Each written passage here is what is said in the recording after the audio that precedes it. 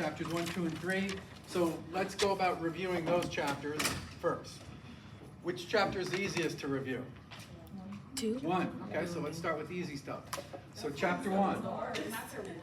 Huh? That's what we said was the hardest at first. That's hard? Yeah, No, chapter. it's not hard anymore. It's hard to study. Okay, so wait a minute here. So you guys are learning, right? Part of learning is not doing perfectly all the time. And it's okay if you guys aren't doing perfectly all the time. It's not okay if you give up, right? Because then you're not going to reach your goals of whatever that healthcare professional is. I can't believe you're walking around. I am so mad at you. I'm going to beat you up. First of all, she'll probably beat me up. She's still faster than me, even in a bum leg. But give me your mom's number, your parents' number. I'm going to call them. I'm going to go buy you a Don't you have cane. access to Maybe I'll that? buy you a cane. Wow. That would be good. All right. No. All right. So the first quiz was hard, right? The second quiz was harder. The third quiz was probably harder. And guess what? The exam's going to be harder still. That doesn't mean you guys can't do it. Right? It means that you have to take this more seriously. That's what it means. So I want to start doing this. We're going to practice throughout the semester doing this thing called a top-down web. Let's see here. We're going to start with.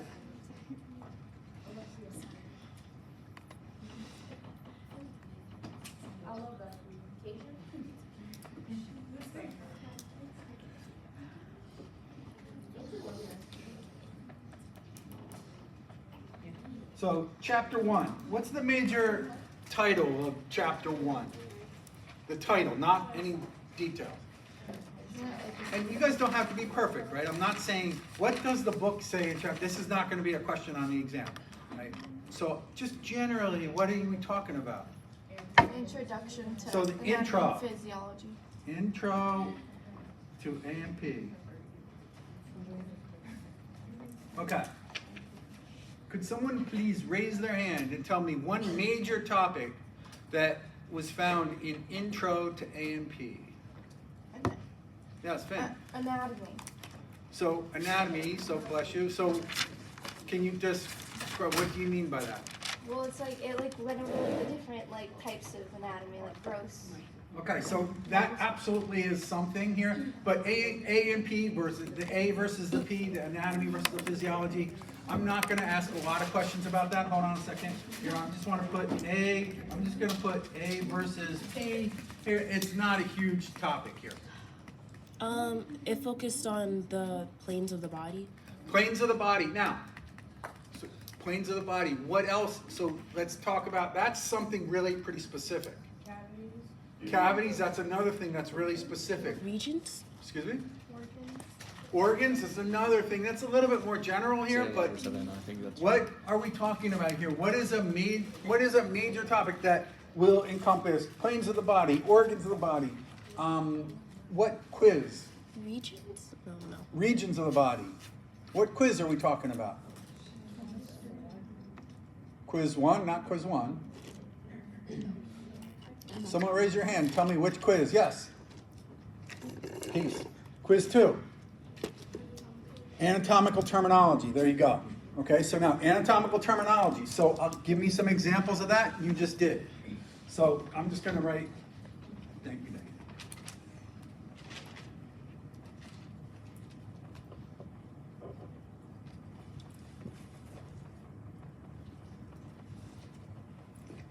So when we talk about that, what are things that we're going to talk about here? Planes of the body.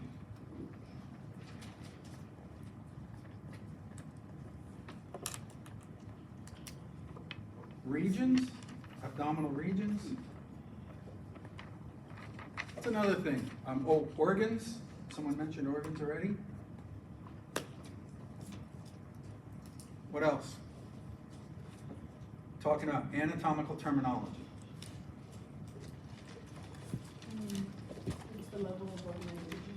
So the level of organization, yep, it could be.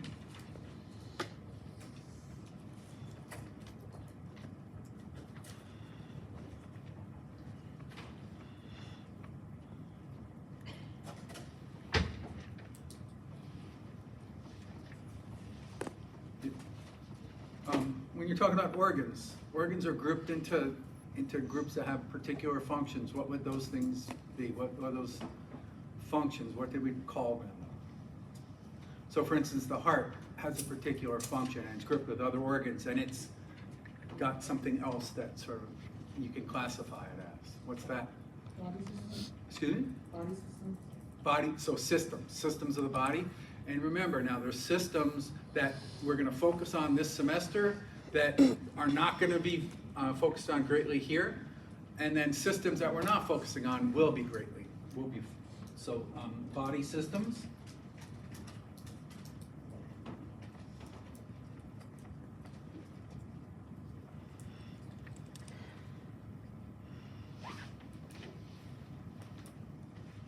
What's the anatomical term for that? Mandible. This is the bone, but what's the anatomical term for that? What's the anatomical term for that? What's the anatomical, my favorite, this? Oh. Mental, oral. Awesome, so good. And these are phalanges, right? Proximal, middle, and distal phalange, right? But those are sort of regions or specific terms associated with the body terms is what I want to call them, right? So this is the antebrachial region, right? This is let's see here. So we have the mental region, we have the oris, the oculus, right? So there's a lot of terms there. So body terminology. Okay. Don't forget about this terminology. Now, how about another topic in chapter 1?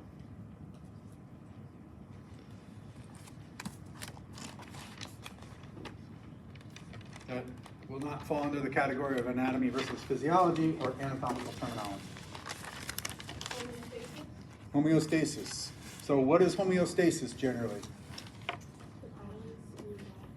Keep what? Say that louder.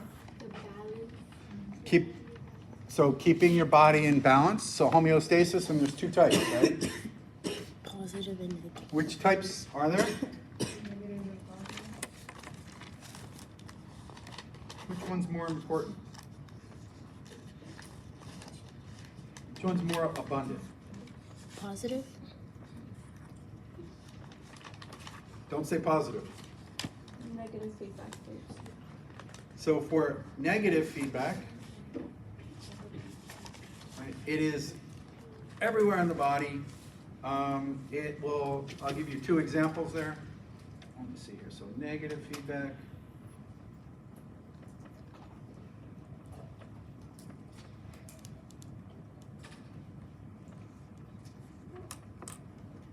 So example 1 is body temperature.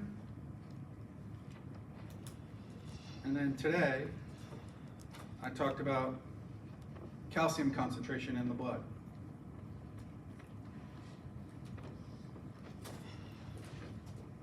There's many, many, many examples of that. When you guys were, so that's calcium Ca2+. I can see Arlen going, what the hell is he writing? I apologize for that. Ca2+, and then this is CONC in blood. So there's lots and lots of examples of negative feedback. What's the opposite of negative feedback? Positive. Which one deals with emergencies? Positive. Can you give me two examples of an emergency? Hemorrhaging. So if you're bleeding, and what's another example? Low blood pressure. Well, that's sort of hemorrhaging and bleeding and stuff like that. I don't feel like writing hemorrhaging, so that's why I wrote bleeding. How about, okay, I was definitely there when these two events happened, but I wasn't involved, except when my wife grabbed my hand, and she has really, really little hands, and she's going through, trying to do a natural childbirth with our son, and she grabbed my hand, she put my hand on the railing of the chair. This is 20-something, 21 years later. I can still feel my hand getting broken, and I was like, I'm not saying a word, because she grabbed my hand, she put it on the railing, and then she just squeezed the shit out of me. I was like, holy crap. And childbirth, right? 2 emergencies, right? Now, what happens after the hemorrhaging stops? What happens after the child is born? Right? You go back to negative feedback then.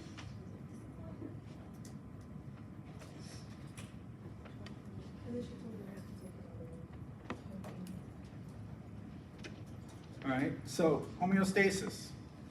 Now, when I say homeostasis, remember the parts of homeostasis. There's the central processing unit, there's effectors, there's sensors. There's 3 main parts of it. Okay? Regardless of what we're talking about here.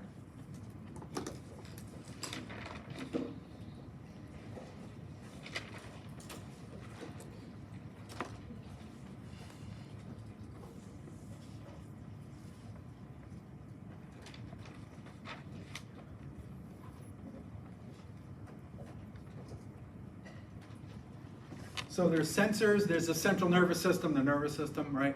And then there's effectors. Now, what would an effector be if you're talking about body temperature? The effector would be, if you're cold, it's muscles that will help shiver and generate body heat. If you're hot, then it's sweat glands that will help release body heat. So the effectors change depending on the sensory information. So regardless of what we're talking about here, whether we're talking about positive or negative, where we're talking about one part of the body or the other, there's always these 3 main parts to it.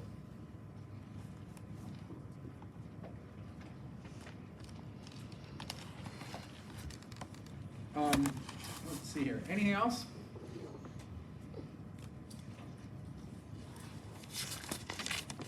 I sort of didn't really think about this.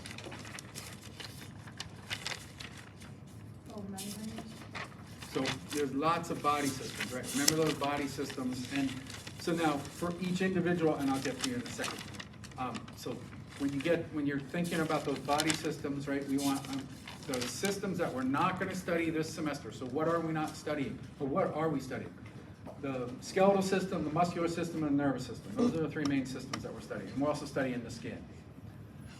After that, everything else is fair game.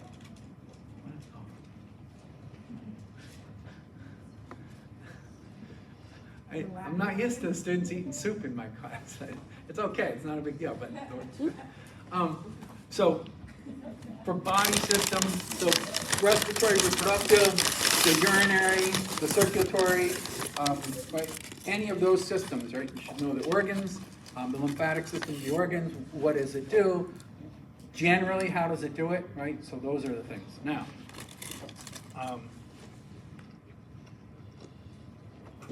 Someone said something else and I forgot. I think membranes.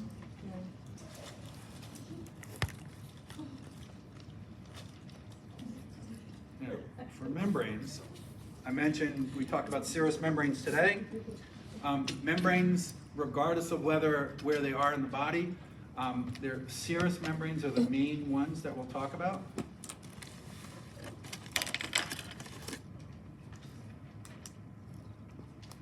And they have 2 layers and a space. The superficial layer, there's a space, and then there's a deep layer. There's always a space. There's a visceral layer. Hold on a second.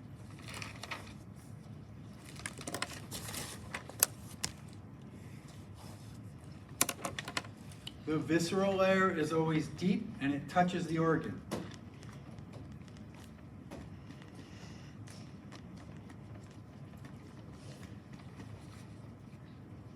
There's always an intervening space, and then there's a parietal layer, and that parietal layer is superficial.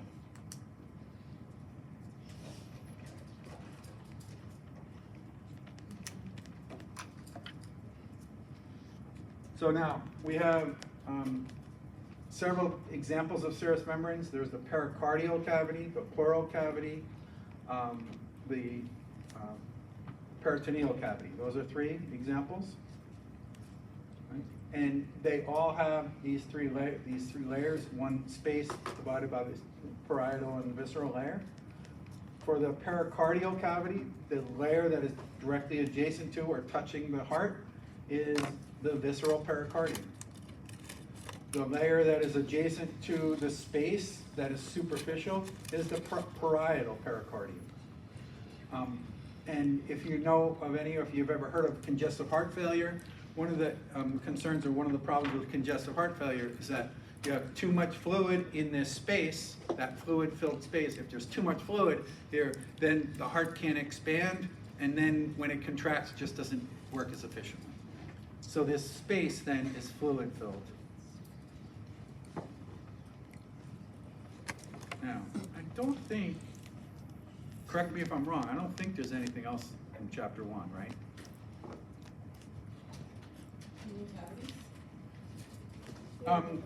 Well, so regions of the body, so we can talk about body cavities if you want. So body cavities, dorsal body cavity, ventral body cavity, right? Those things.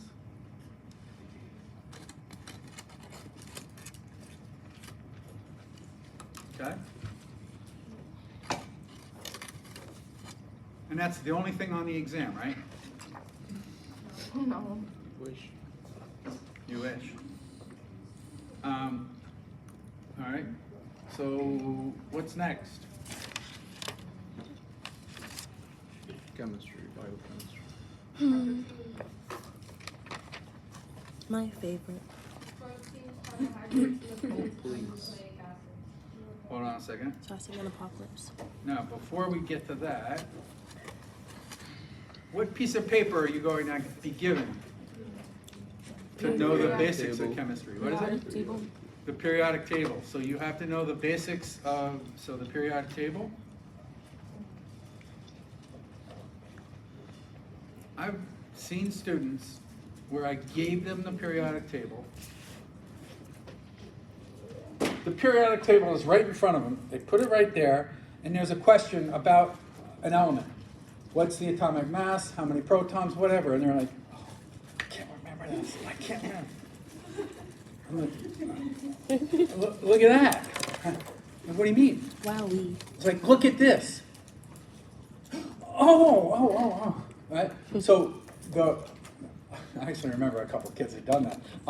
But what I want also to remind you is that if you know the material, then just take a breath and say, okay, I studied the periodic table. He's asking about the periodic table. I can't get this, but I can do this. So let's ask a little, how is the periodic table organized here? So start sort of thinking through this, right?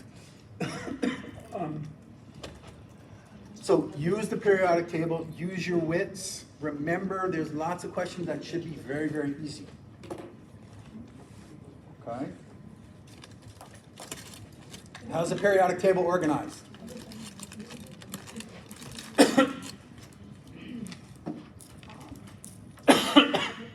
Columns and rows. Rows and columns, and you should know the difference.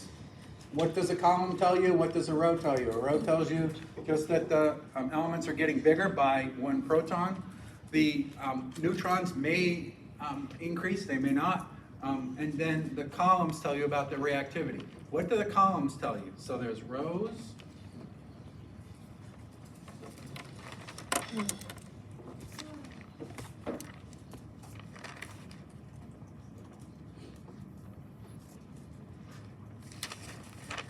If you go from left to right in a row, you're adding 1 proton. Whoops. Hold on. I don't want Arlen to get mad at me if I'm spelling incorrect. So what does a column tell you? So rows will tell you about protons. What do columns tell you?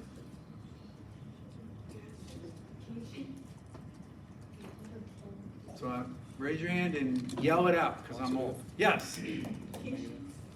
Cation. Awesome. Yay. I forgot about that. Awesome.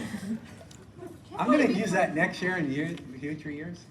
So I'm going to say, how do you pronounce this word? Vacation, right? And it's absolutely, but I just never thought about it. And for decades, I've always thought cation, and I've never thought occasion. So anyway, back to the question here. If you're talking, what is vacation's other form?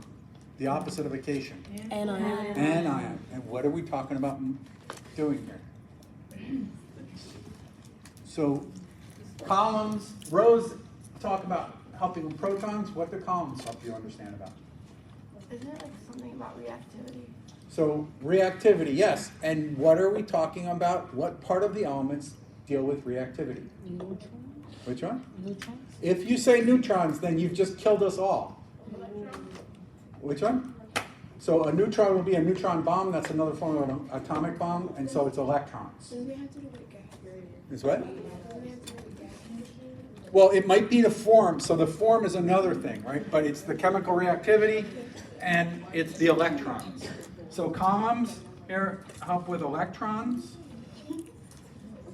and chemical reactivity.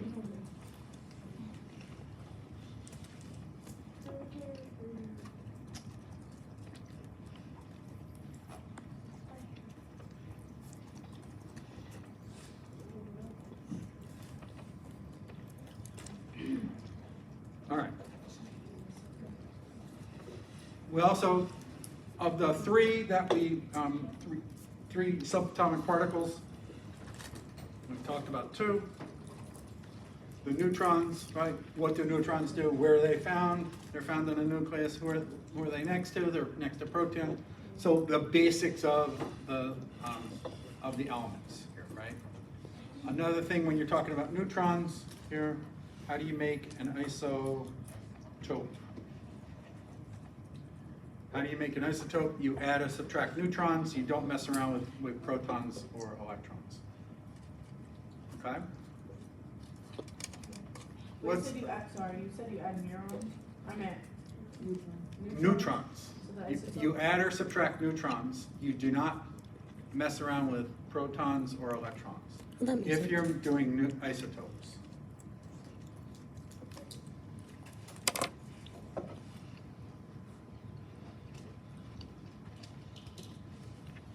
So periodic table is a big thing. And Mr. Orton will be very happy if you get all of these questions correct Yep. on the periodic table. What else are we talking? What else did I talk about?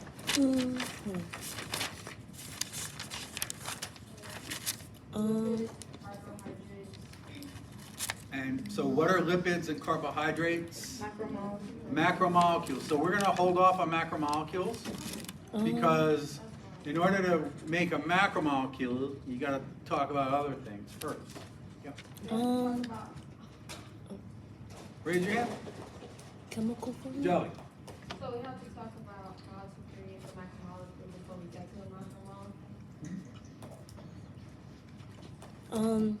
We talked about chemical formulas, like making those bonds and stuff. So when you're talking about making chemical bonds, what type of chemical bonds are we talking about? How many different types of chemical bonds are there?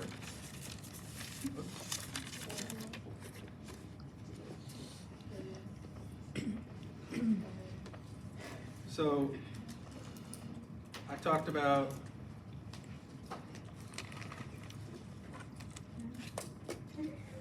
what type of chemical bond does that represent? Sodium chloride. Yes, it represents sodium chloride. That's the molecule. What type of chemical bond does that represent?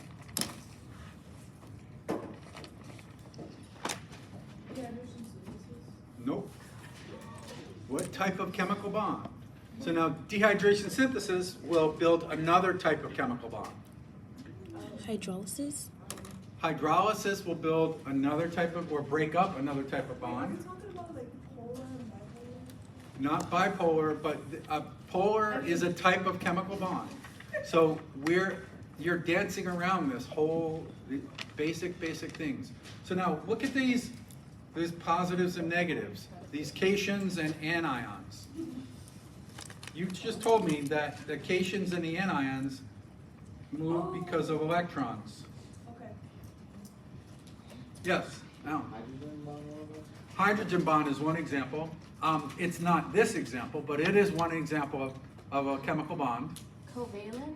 Covalent is another example, and what's the third example that I am representing up here? I thought you guys would get this one easy. So a saccharide is a type of macromolecule. So what is a type of chemical bond when you take ionic? When you take an electron from here and you transfer it to there, that's an ionic bond. Okay? If I give you elemental sodium, if I give you elemental chlorine, I would be in jail for that. Because I'm not kidding, right? So elemental chlorine is mustard gas, and that's a war crime. Elemental sodium, you saw in the class here, it blows up in water.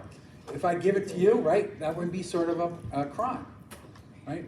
Sodium chloride is absolutely critical for life. That ionic bond changes the chemical nature of it. Okay, so ionic bond, and then you just said covalent bond, and then we're going to get to hydrogen bonds in a second, but there's covalent bonds. And what type of covalent bonds? There's two types. Polar and nonpolar?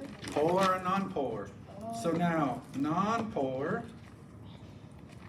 covalent bonds.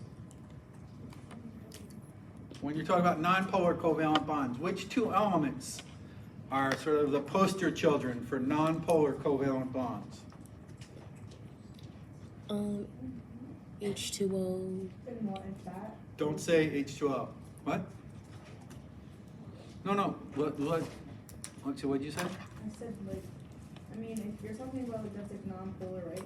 Mhm. You know, well, Savannah said H2O, but you said not to say that. But I said fats. So fats, what two elements do you find in fats a lot of? If you're going to go draw a lipid, Protein? not protein, what two elements? Huh? Say it, Alan. Alan's like going like this, and I'm trying to interpret what he's saying. Say it. Go on, you can say it. And if you're wrong, it's okay, right? It's not a big deal. So, guys, I'm already been wrong more than you guys have this semester, so it's not a big deal. Everyone's going to be wrong this semester. What element? Two elements here. They have almost exactly the same what's called electronegativity. So that means they pull on, which one? Carbon and hydrogen. I almost choked on the candy. Carbon and hydrogen. Carbon and hydrogen. Those are non-polar covalent bonds. Now, the poster child for polar covalent bonds, what's that? Yeah, okay. So carbon and hydrogen are always non-polar. There's also a polar covalent bond. And there's a particular compound that is absolutely critical for life. Astronomers fly around the cosmos looking for it. If we don't have it, we die. Oxygen? What is it? Water? Water. So a non-polar covalent bond is carbon and hydrogen. Polar covalent bond is water.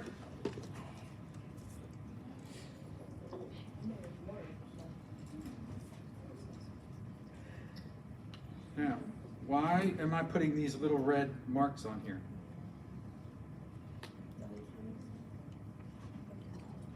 Oh, those are. The Greek These are deltas. delta. And this means that if you look at the top there for sodium and chlorine, that means the transfer of an electron happened from sodium to chlorine. Right? There's a complete transfer. It's give me this, you're not getting it back. Actually, You give me take some. my Red Bull, I know. swear to God. Give me some money. I want to take some money. Give me some money. Wait, we needed to do that. So This You could've done example this now in prank. is that you and I are sharing a device. I'm older than you, so I get to share, I use it more than you. So Johan and I are using my laptop, right, or my iPad, and I only let her use it for five minutes a day, right? So, come on. So that's not even, right? So in this case, then the iPad generally resides with me. So I would be over here, and Johan would be over here. Prudence would be here. Okay, so neither of them get to use my laptop or my iPad very often. They do once in a while. So that little positive here. Now, Alan, if I draw multiple water molecules, and I'm about to, what does that lead me to? What type of bond does that lead me to? What did you say a minute ago? There you go. Okay, so I'm going to say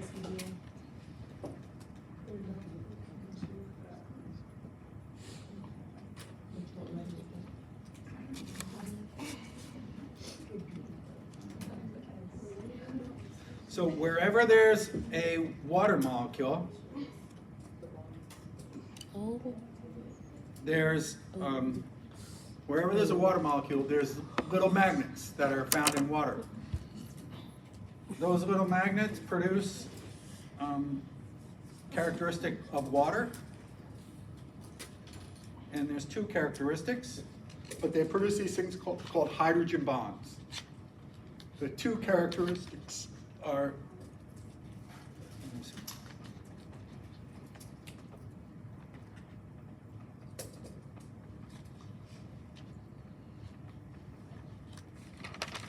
Adhesion and cohesion of water. Hopefully, all of you guys took a shower this morning. After you got out of the shower, if you didn't, don't come near me. After you got out of the shower, But what if we take night showers? well, okay. All right. After you got out of the shower, you weren't dry, right? Right. What does that illustrate? Does that illustrate adhesion or cohesion? Adhesion. Water molecules stick to other things, and then when water molecules form droplets, that means they stick together. Why do they stick together? Those hydrogen bonds. Okay, and then when you start making hydrogen bonds, that's when you can start making really, really complicated molecules. And what are those complicated molecules called? Macromolecules. There you go, macromolecules.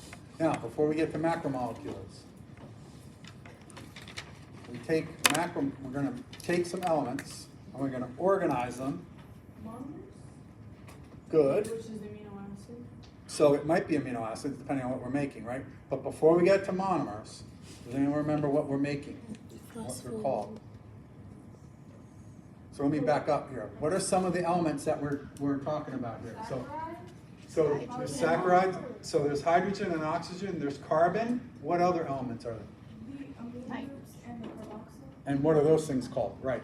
Those are called functional groups. Functional groups. So functional groups.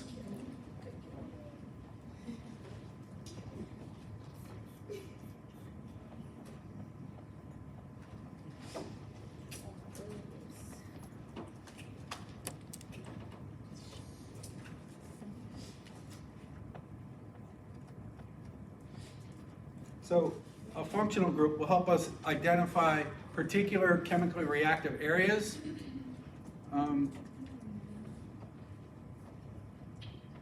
So that's one example of a functional group.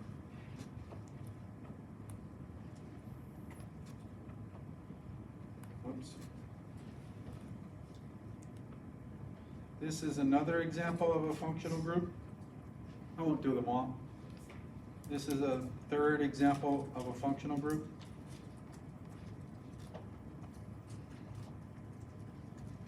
Okay, so three examples of functional groups.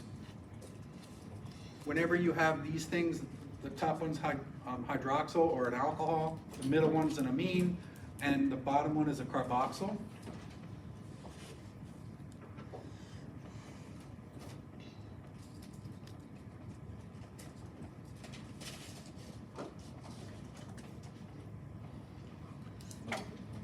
So these are three big ones.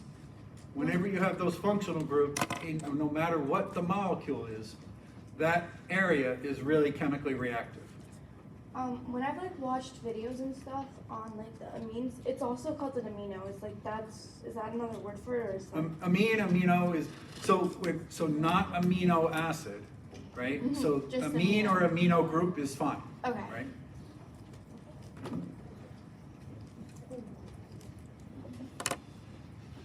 Now, someone mentioned monomers a minute ago. What is a monomer? Building blocks of- Building block. So now, building block of what? Jelly, what are the monomers building blocks? You've been wanting to say this for, so, but more generally here, macromolecules, right? So we have 4 macromolecules, and regardless of the 4 macromolecules, we want to worry about the monomer, right? So we're going to talk about the 4 macromolecules. I'm not going to sit here and draw these for you, right? So that's what you should be doing.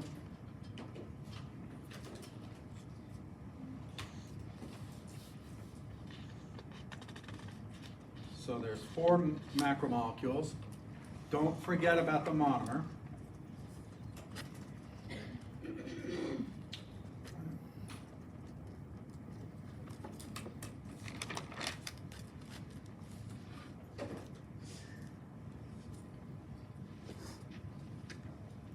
What's the chemical reaction that builds up macromolecules?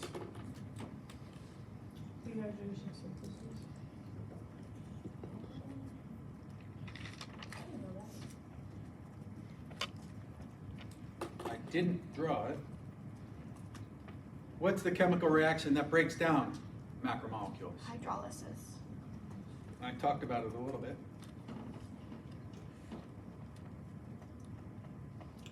So hydrolysis breaks down, dehydration synthesis builds up.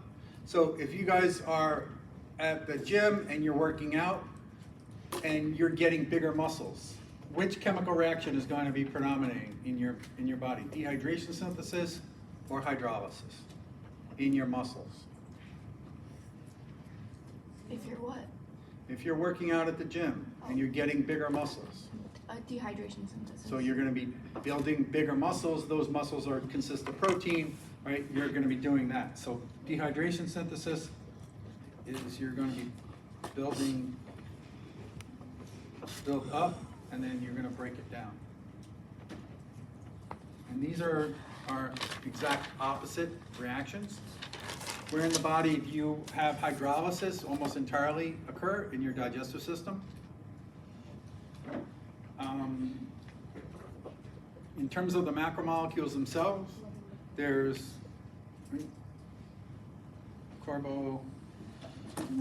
carbohydrates, there's proteins,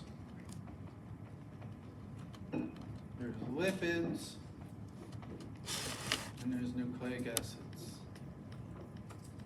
Now, after I'm done writing about that, I think we're almost done with this chapter. I don't know if there's anything else to talk about. Is there anything to talk about? No, having said that, yeah, Annalise. For me, it's like the structure Oh. of molecules. Yeah, so I was just gonna say, now, there's an awful lot here, right? So you also have to talk about the structure of the molecules. You have to be able to draw an amino acid, a monosaccharide, right? Not necessarily draw it, but certainly recognize it. The chemical formula of things, right? I can draw things, I show you pictures of them, whether they're just carbon and hydrogen or there's amino acids. There's a lot there, right? And so all of that here, this dehydration synthesis, those macromolecules, those functional groups, all of that, there's an awful lot there, okay? What's the next chapter that we're talking about? Cells? So chapter 3 is on cells. Of these 3 macromolecules, which one is directly related to cells? Nucleic acids. Yeah, but I spent a lot of time talking about this other one. Lipids. Lipids. Yay. And what are 2 examples of lipids that I drew in this chapter 2? Phospholipid. phospholipid and triglyceride, right? And so I want to write that out, not because they're not, the others are not important, but I want to remind you about that. So there's triglyceride, and then you modify it a little bit and you make a phospholipid. And that phospholipid then is what we're going to start talking about next. Let's just go back up here. Let's see here. We talked about chemical bonds in the periodic table, functional groups here. I didn't draw any molecules out, like I didn't draw, like, remember me drawing this out.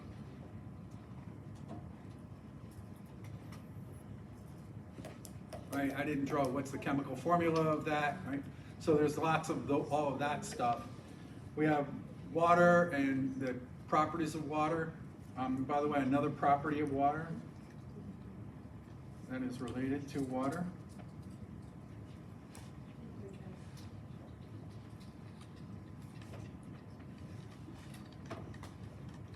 Acids and bases in a pH scale. So this, just a,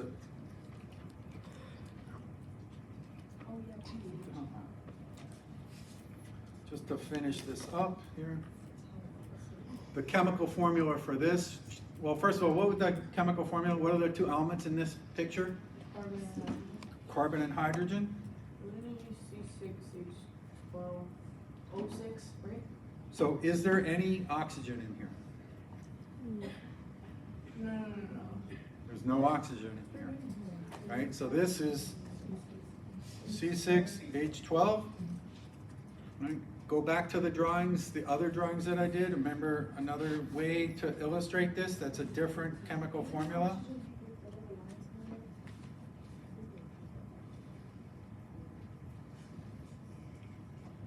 So the top molecule here has just single bonds between adjacent carbons. This molecule has double bonds between adjacent carbons. So there's still 6 carbons, but how many hydrogens? 6.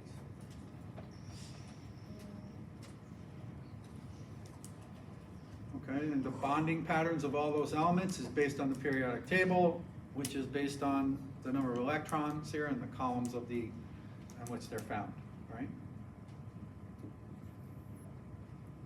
Okay. Anything else? So I think what I'll do is, I don't think I'll, in the past, when I've done something with a lot, it's gotten to be a very big file, so I'm gonna make a new picture here. I'm gonna save both of these up onto the Brightspace when we're done. Let me see here. Whoops.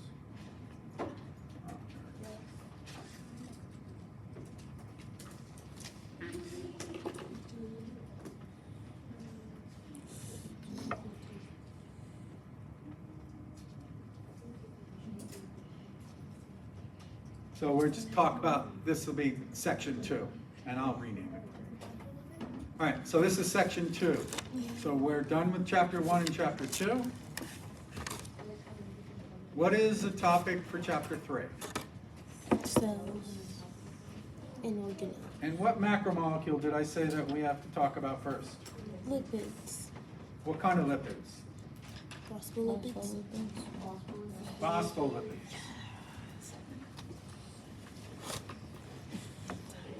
So, I mean, this is going by pretty quickly.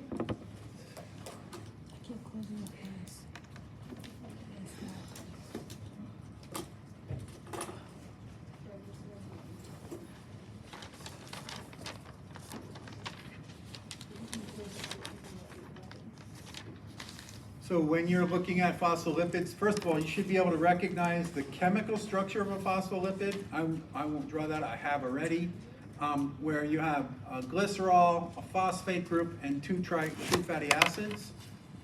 Those fatty acids will be, one will be saturated, one will be unsaturated, and again, that's all in chemistry chapter. The phospholipids, how do they, in the cells, how are they organized? How many layers are there? Two. Two, and what that layer called? Phospholipid Bilayer bilayer. here, so that if we're talking about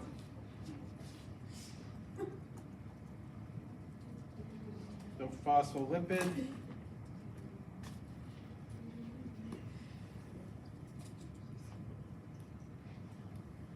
these little bends in the legs right here that I'm drawing is the saturated or the unsaturated nature of it. The one that's bent is unsaturated, the one that's more or less straight is saturated. And you should remember that the saturated ones have no double bonds and the unsaturated ones have double bonds. So the way that I draw this is I just draw 12 phospholipids here, make it into a bilayer right here. The chemical nature of it, right? There's hydrophilic and hydrophobic. There's, if this is inside the cell versus outside the cell, what's that terminology here? So that if this is outside of the cell, we can call it ECF, or extracellular fluid. And the term inside the cell would be the cytosol. And this, the other elements of the cell. Right? Extracellular fluid. Okay, so that's the structure of the phospholipid bilayer. What's another major topic that we talked about in this? Yes? Does enzymes count? Enzymes, so enzymes do count, but we've gotten through them already. But since you've asked, what type of molecule is an enzyme? What type of macromolecule is an enzyme? Nucleic acid? So you have 4 choices. Don't say nucleic acid. Okay, so we have 3. Now you have 3. Hmm. So what type of macromolecule is an enzyme? Protein? So there's lipids, carbohydrates, and proteins here. So now, carbohydrates include saccharides, right? And they largely, we talked about structure or function here, so it's not saccharides. Lipids, we talked about 2 lipids, one of which is a phospholipid. Generally speaking, if you're gonna guess a macromolecule, guess, unless you're absolutely certain, guess a protein. Enzymes are proteins. Not all proteins are enzymes, but all enzymes are proteins. So, what's another topic that we've talked about inside in the context of cells?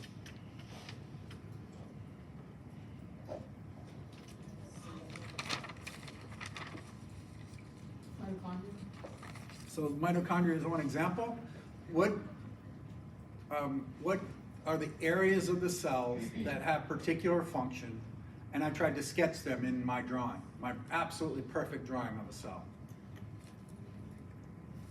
What are those areas called? They have specific functions.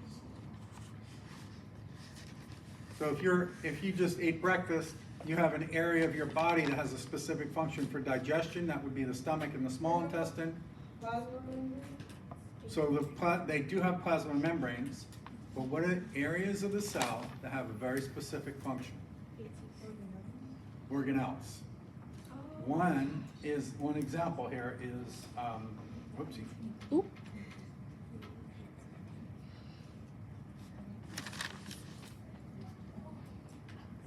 There's no mitochondria. Here. There's 2 groups of organelles, one with lines around them and one without lines around them. I didn't really draw the ones with without lines around them because they're hard to draw. So the lines around them, what are the lines? Those are called membrane bound.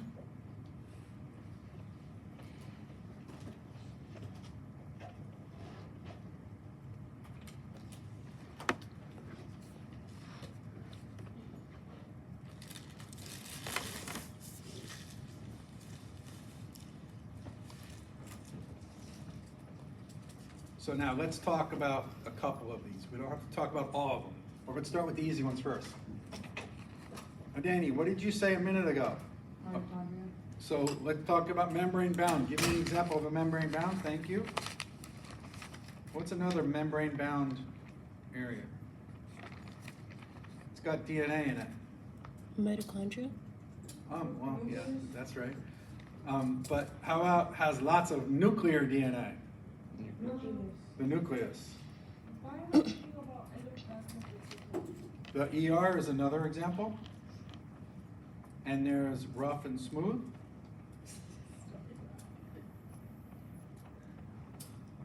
Okay? Those are all examples. We don't have to go through them all. An organelle, specific area of the body, or in this case, I'm sorry, area of the cell that has a very specific function. That organ here is got a specific function. ELLE means little, so it's an area of the cell that does something very well, and that's all it does. Okay. How about some organelles that are not membrane bound? There's a couple of different groups. Lysosome? Which one? Lysosome? Lysosome? Lysosomes are going to be membrane bound. They're going to be vacuoles or inclusions. Cytosol? So cytosol would be one example.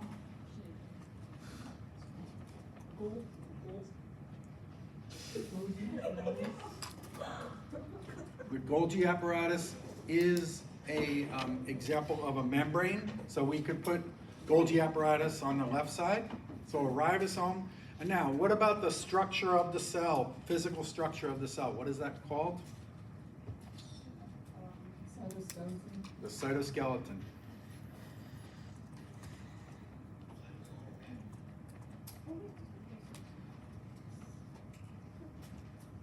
Okay. So, we've talked about a little bit about the phospholipid bilayer, about organelles, and their functions, generally where they're found, right? What else do we talk about?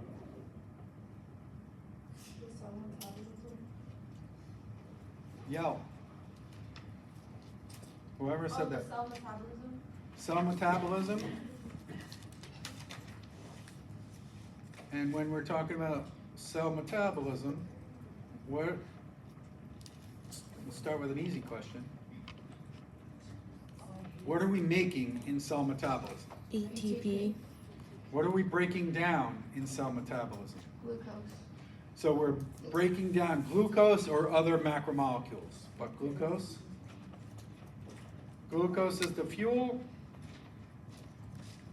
and other things as well. Lipids, for instance, are also used in cell metabolism, and I didn't talk about them. If you get into a class in either microbiology or biochemistry, you get into those things. ATP is the chemical energy. Where do we talk about? There's two places in the cell that you have cell metabolism. Where are they? Matrix? Isn't the matrix of the cell? Well, before it gets into the matrix, where is it? In the cristae. So before it gets into the cristae, where is it? Before it gets into the mitochondria, where is it? No, it's not in the nucleus. So we have glucose. Glucose gets into the cell. Where is it in the cell? Cytoplasm? The cytosol. Oh.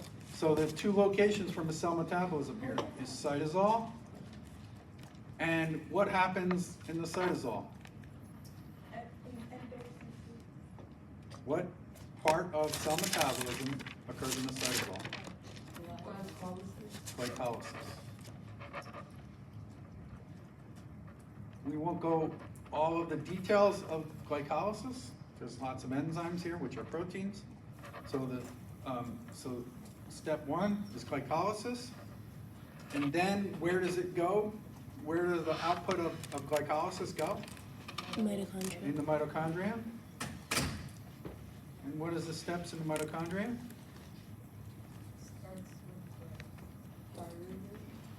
Well, so forget about the chemicals. It's the citric acid cycle or the Krebs cycle. So the citric acid cycle is the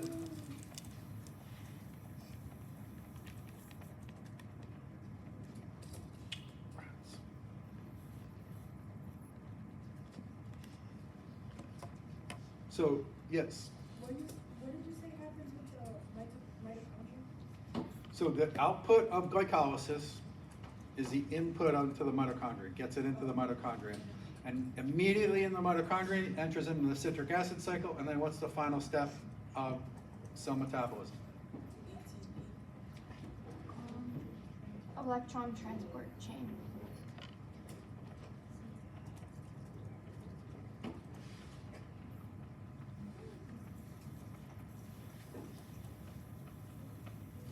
Okay?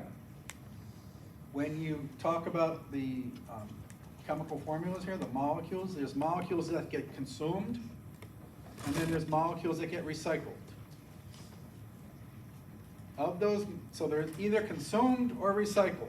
Oxygen, is that consumed or is that recycled? Consumed. So if it's recycled, that means that we don't have to breathe anymore, right? Because we can just get more oxygen from our body.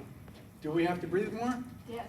All right, what did my daughter do when she tried to hold her breath to die, right? Right? She stopped, right? For a little while, and then she got mad at me because I laughed at her. So that is definitely not recycled. So if it's consumed, it's used up and converted to something else. Now, oxygen is converted to something else. What is oxygen converted to? Hydrogen? No, oxygen is not converted to hydrogen, right? That's something completely different. CO2. Not CO2. What else is oxygen? What's another thing that oxygen is a really, really stable molecule? I've already drawn it in the previous chat. Water. Water. Right, so now, in the electron transport chain, oxygen is consumed and it converted into water. Now, what's a molecule? What's something that's recycled? Water. Not water. ATP? ATP is something. So consumed versus recycled. Is this all happening in electron transport? No, this is all in all of cell metabolism. Okay. So now, I'll give you some things that are consumed here. Oxygen is consumed. What's another thing that's consumed? What starts this whole process? Glucose. Glucose.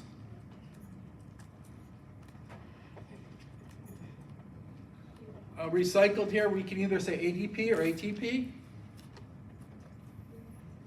Because if it's not one, it's the other.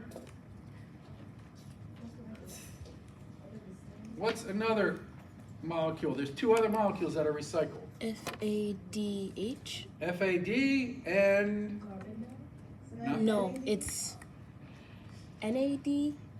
NAD plus or NADH.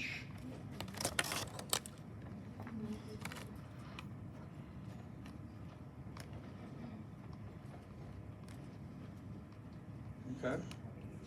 And now let's talk about waste products.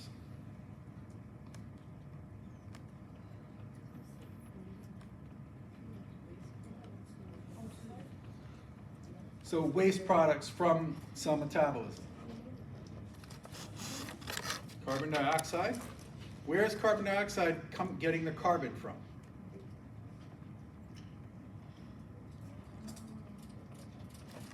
Everything. Glucose. Glucose. Everything that you have, all of the carbon is coming from this molecule right here. Or we also use lipids, but we're going to ignore that. Okay?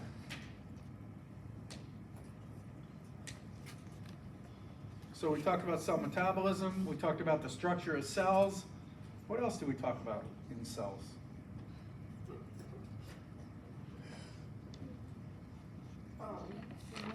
The cell cycle.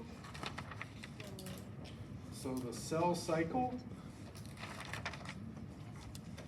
Good. There's 4 parts of the cell cycle. What are the 3 major parts of the cell cycle called? There's a group of them. So I'm going to make a clock. Hey, what time is it? What time is it? Metaphase. Don't look at your phone. No, G2. What time is it? 10:45. 47, pretty close, good.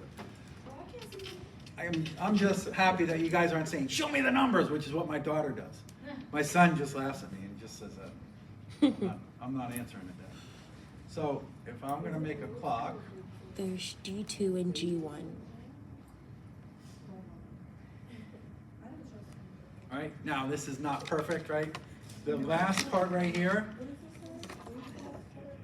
this part right there is one thing, and the blue part from here all the way around is the major part of the life of the cell. What's that blue part called?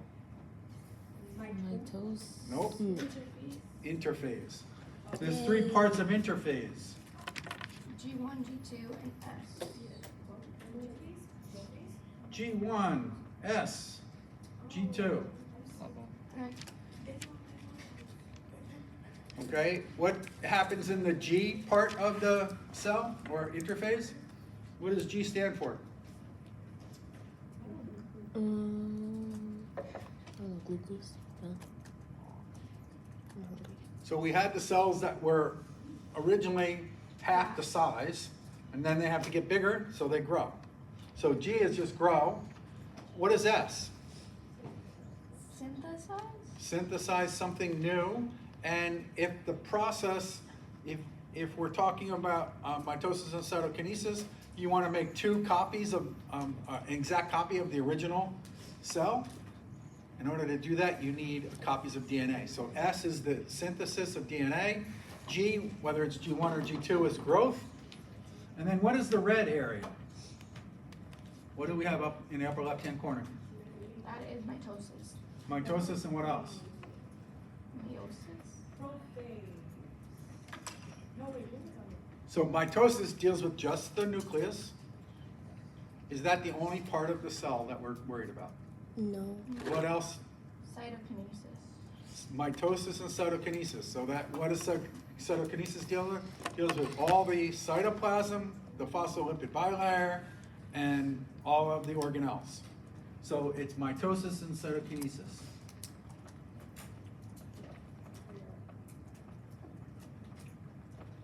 Later on in the semester, we're going to see what happens in the cells when there is mitosis but no cytokinesis, but that's for later. Okay. Is there anything else? What about The different- channels? The different parts of mitosis. Well, yeah, so there's mitosis and cytokinesis, yeah, so there's all that stuff. Like the channels, maybe protein channels? Transport, that's right. I forgot about that. So getting stuff across this phospholipid bilayer is really important. Without it, we don't, so if we don't get through, is it possible to get in this room without getting through this door? No. That's analogous to that whole process. So cell transport.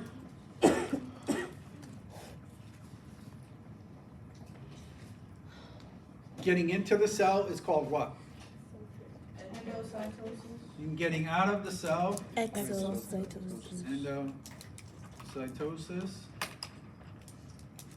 exocytosis. Now, if you're going to be passive movement of small gases, what's that called? Cell transport, stuff that goes across the phospholipid bilayer. Diffusion. So there's three passive forms of cell transport. Three.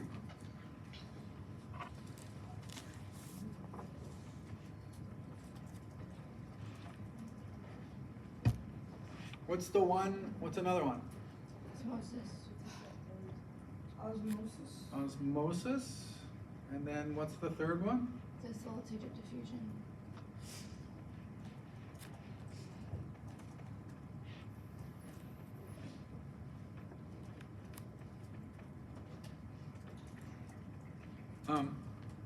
Now, for diffusion, just examples of diffusion, two examples there will be oxygen and carbon dioxide. What's an example of water? Never mind. What's the example of osmosis? Only water? What's an example of endocytosis that will occur through facilitated diffusion of a large molecule that you need for cell metabolism? Free glucose.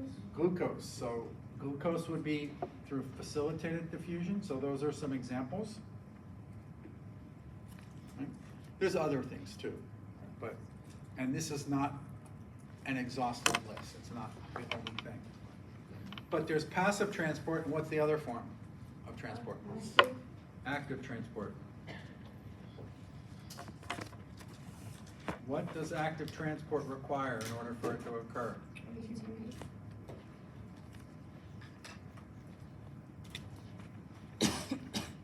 If your cell is going to undergo active transport, where's it getting that ATP from?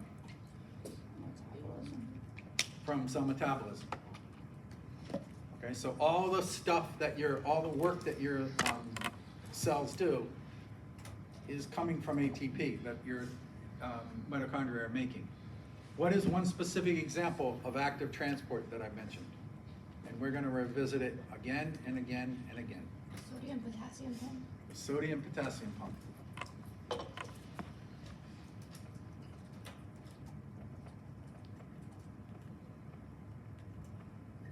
There's a diagram with cations and anions in the extracellular fluid or the plasma, and then there's anions and cations in the cytosol, and you should be able to interpret that. So remember the sodium potassium pump diagram.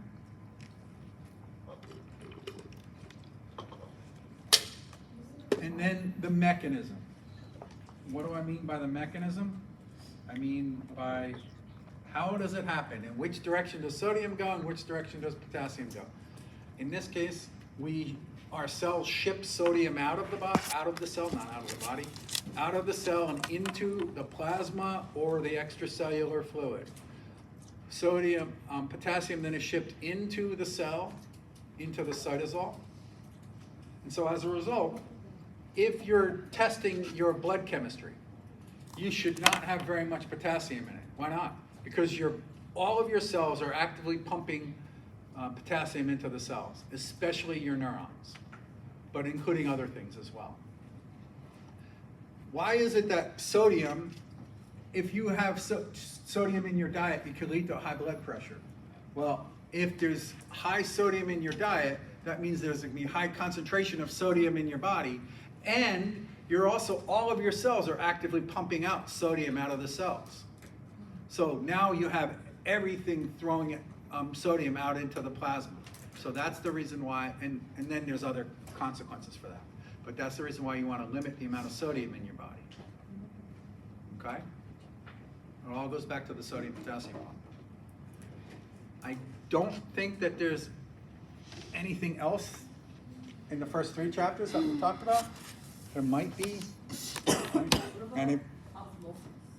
So now osmosis, right there. Right? Oh, no, I didn't see And no, so that's now. So what about osmosis? So now give me an example of osmosis with red blood cells moving out of the cell into the cell. There's hypertonic, hypotonic, isotonic, right? There's more stuff there. Right? So, any questions for me? Because I have one last question for you. Can you review exocytosis because you reviewed Can I review what? exocytosis? So, what does the prefix exo mean? Leading. Get out. Cyto means what? Cells. So you're getting stuff out of the cells. So there's a couple of different mechanisms through exocytosis. CO2 leaves it, but is that it? Let me see here. I don't know. I thought I put it in here. Oh, here it is. So we focused. So depending on the molecule here. So for instance, the sodium potassium pump is an example of endocytosis and exocytosis. You have active transport, putting it into the cell and out of the cell. Okay, so that's one mechanism. Another mechanism of exocytosis would be where you make something in the cell, and then you go to the organelles, the Golgi body, you make a protein, you surround it by a phospholipid bilayer, and then you release it into the cytosol, into extracellular fluid. So exocytosis is a general thing. And there's special examples that we can talk about. Now, I got a question for you guys. If you sat down with all of your notes and you wrote down the stuff, could you have done this by yourself? Yeah. You absolutely could have. Right? Is this summary going to give you 100% on the first 3 chapters? No, right? But it's meant to stimulate your memory of that topic or those topics. There's a lot of stuff here, right? I'm not going to be able to remember, I'm not going to remember everything that I talked about, right? So there's a lot there. So what I'm trying to do is to get you to focus on big things, and then you should say, oh, do I remember this? Oh, I remember all this stuff about the cells and cell metabolism. So then I don't have to remember it. I don't have to study that. I don't remember any of this stuff, so maybe I'll work on this. Okay, so it should give you things to remember or things that you are familiar with and not familiar with. Always. So we just did the tissue stuff, but are you gonna review it so can you kind of do it? So can you guys do this for the tissues? Right? That's your job right now. Okay. All right. So I don't have enough time to do the tissues right now because it's getting late. Okay. So tomorrow the exam will be at 8:30. After the exam, I will ask that you guys close your laptop. Give me any papers that you want, and then you have to, I'll kick you out, okay? So you cannot stay during the exam if you're not taking the exam. Okay? Very